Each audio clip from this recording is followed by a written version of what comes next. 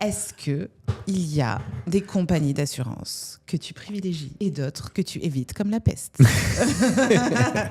Si, donne-nous des noms en fait. Non, c'est pas au niveau des compagnies d'assurance selon moi que ça se joue. Il faut comprendre comment fonctionne notre monde des assurances. L'assureur, son métier, c'est de payer s'il y a un problème. En C'est théorie. son métier. C'est son métier.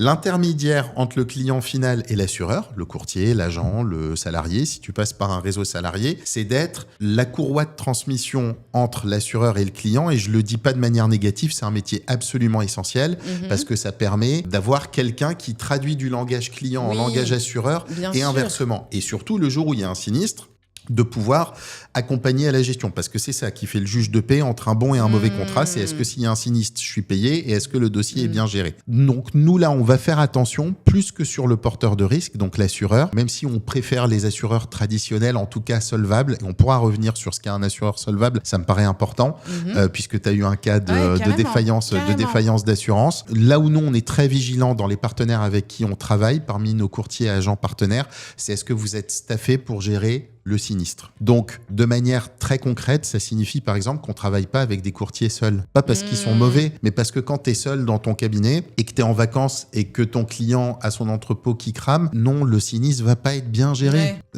C'est pas possible. Donc, on veut des cabinets un peu staffés, pas trop non plus pour pas que ce soit des grands courtiers où les clients qu'on va confier vont être traités comme un dossier ou un numéro parmi d'autres, mais où il y a au moins 3-4 équivalents temps plein dans le cabinet, qui ait une continuité de service à tout moment et surtout que le sinistre soit géré en interne et non pas par l'assureur. Parce que s'il est géré par l'assureur, c'est le début des problèmes.